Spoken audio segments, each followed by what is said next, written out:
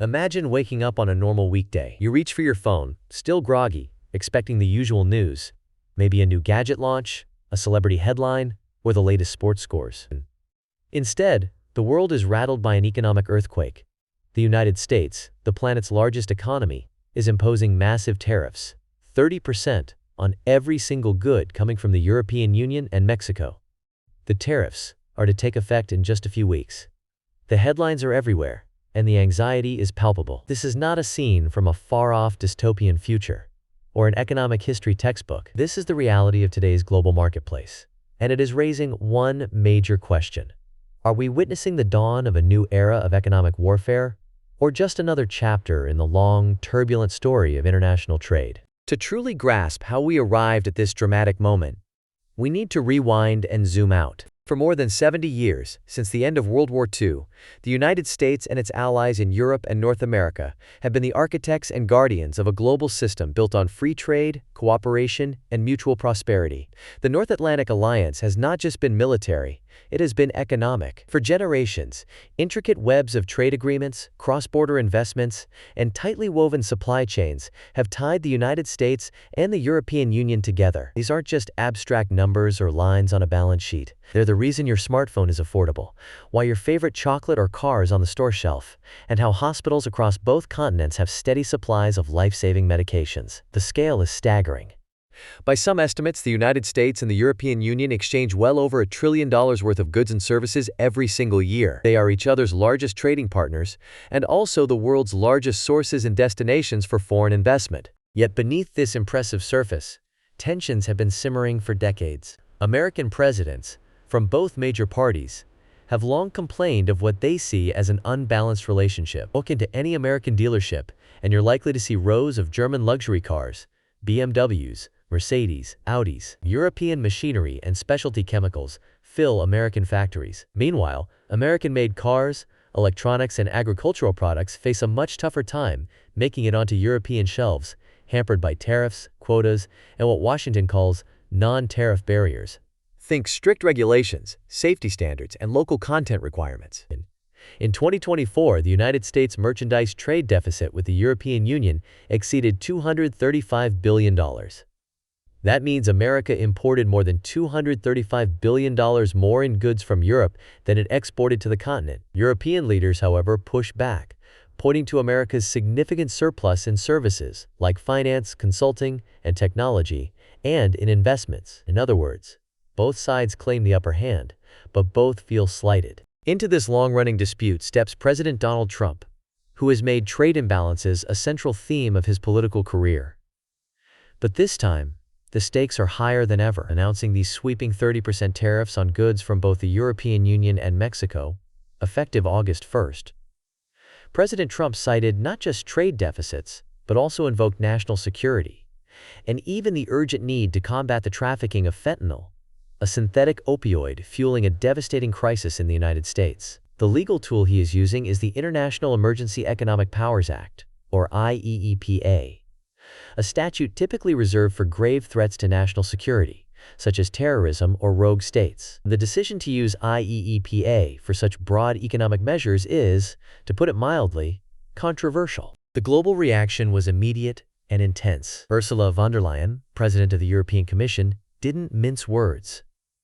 Imposing 30% tariffs on European Union exports would disrupt essential transatlantic supply chains, to the detriment of businesses, consumers, and patients on both sides of the Atlantic. She emphasized that millions of jobs in critical industries, pharmaceuticals, automotive, aerospace, depend on the free flow of goods and investment across the Atlantic. European capitals, from Berlin to Paris to Madrid, quickly closed ranks, expressing outrage and pledging unity. France's President, Emmanuel Macron, declared that the European Union must now defend its interests resolutely.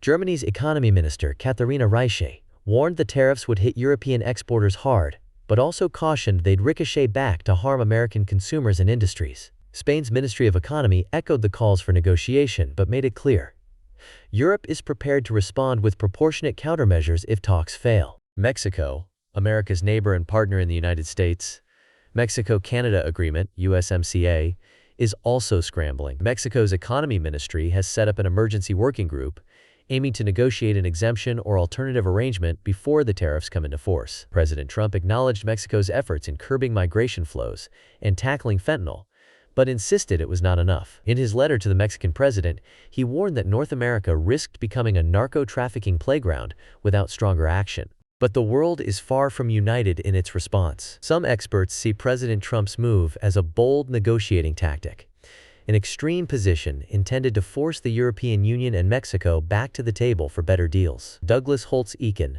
president of the American Action Forum, believes the letters themselves suggest serious trade talks aren't happening. Nations are minimizing exposure to the U.S. economy. In other words, America's unpredictability is pushing countries to look elsewhere, hedging their bets and seeking new partnerships. Others, like Maroš Šefčovič, the European Union's chief trade negotiator, remain cautiously optimistic, holding out hope that a deal can still be reached before the deadline. A trade deal to avert higher tariffs on European goods imported to the United States could be reached even in the coming days, Šefčovič stated, urging both sides to keep talking. There's another layer complicating everything: the legal foundation of these tariffs. Critics argue that invoking the International Emergency Economic Powers Act for such a sweeping set of trade restrictions is legally shaky, perhaps even unprecedented. The act was designed to give presidents the authority to act swiftly in genuine emergencies, such as when national security is at stake.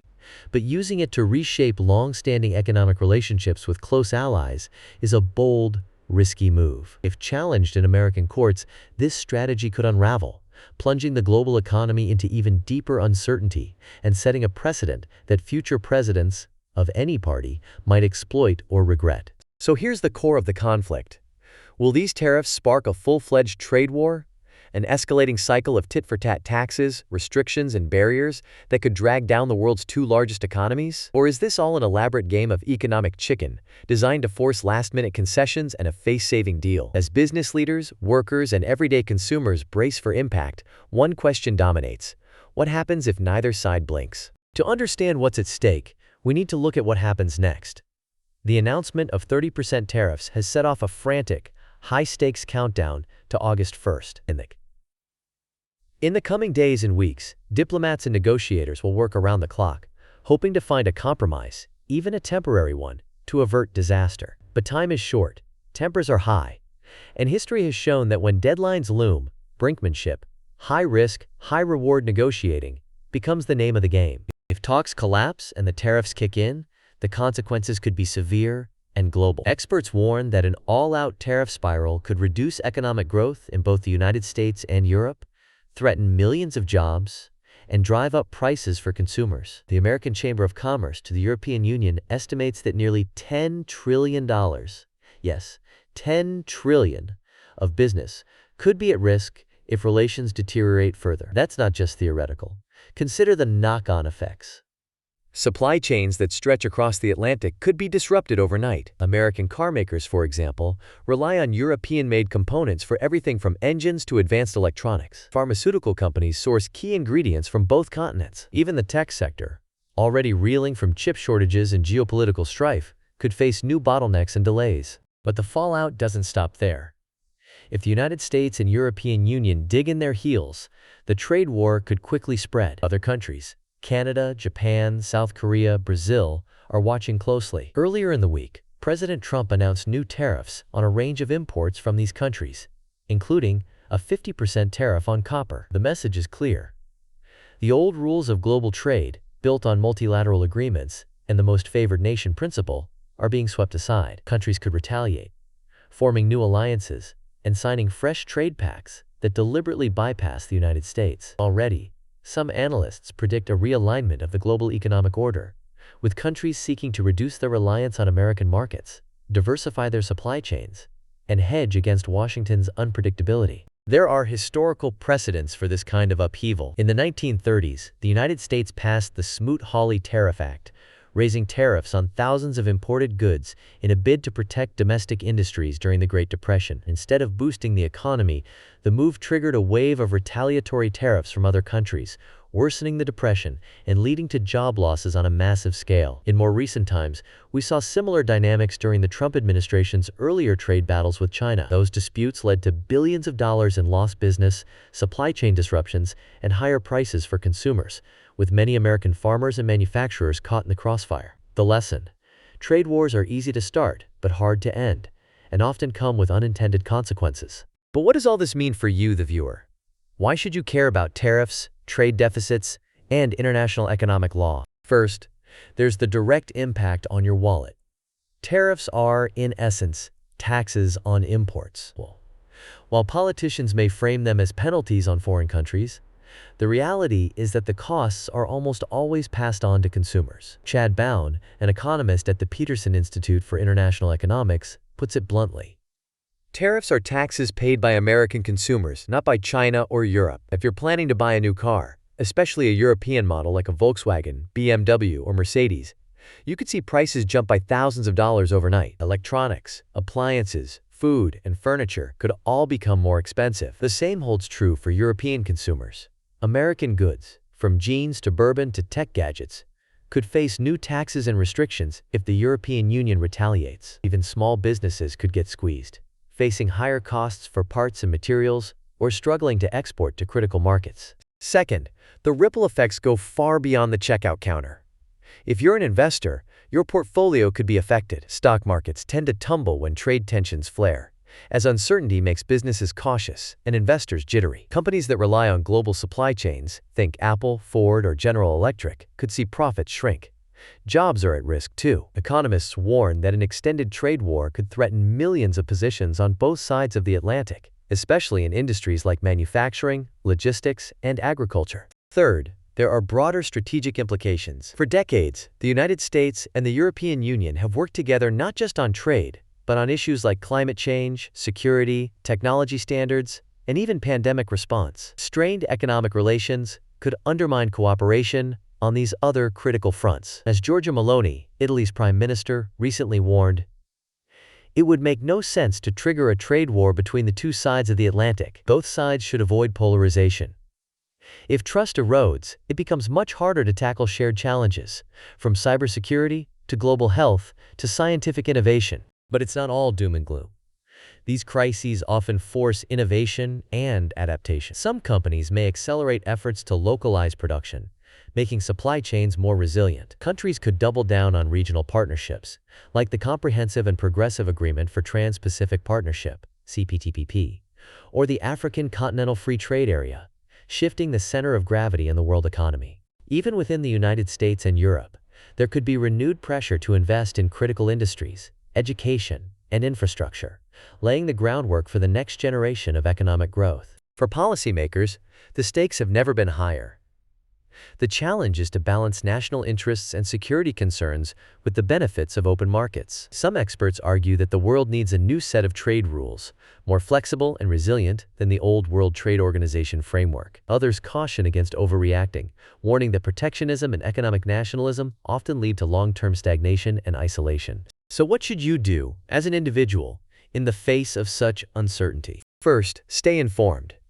Major economic decisions like imposing or responding to tariffs are not just the concern of CEOs and politicians. They affect your job, your investments, the products you buy, and even the stability of your community. Make it a habit to follow credible news sources and seek out diverse perspectives. Second, if you're an investor or business owner, now is the time to review your supply chains and risk management strategies. Diversification, both in terms of markets and suppliers, can help cushion the blow of sudden trade shocks. Businesses that can pivot quickly, adapt to changing regulations, and find new partners will be best positioned to weather the storm. Third, as a consumer, be mindful of your purchasing power. Sometimes, the choices you make, what to buy, where to shop, how to budget, can send signals to companies and policymakers alike. If tariffs make certain products more expensive, consider alternatives, or delay big purchases if you can. Over time, consumer preferences can shape market trends, forcing businesses to innovate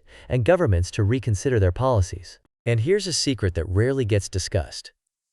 While political leaders may argue endlessly about trade deficits, national security, and who's winning the economic game, the real power often lies with everyday people, consumers, workers, investors, whose choices determine what gets produced, traded, and valued. The global economy is not a distant machine.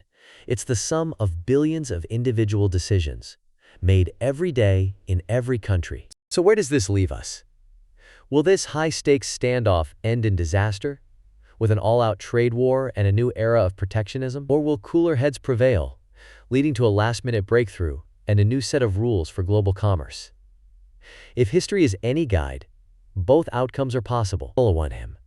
On the one hand, the sheer scale of economic ties between the United States and the European Union gives both sides powerful incentives to compromise. No leader wants to be blamed for plunging their country, or the world, into recession. On the other hand, trust has been eroded, and the old playbook for resolving disputes no longer seems to work. One thing is clear: the drama unfolding over these tariffs is not just about trade. It's about the future of globalization itself. The old rules, trust, predictability, and cooperation, can no longer be taken for granted. Whether you're a business leader in Detroit, a factory worker in Munich, a farmer in Mexico, or a consumer anywhere in the world, these decisions will shape your reality for years to come. So if you want to stay ahead of the curve, keep a close eye on the headlines in the coming weeks. Pay attention to the negotiations, the statements from leaders, and the reactions from businesses and markets. Let us know in the comments how you think this will play out. Are we heading for a trade war, a surprise compromise, or something entirely different? And if you found this deep dive useful, don't forget to like, subscribe, and hit the bell for more insights into the world economy and technology. Until next time, remember, your choices matter more than you think.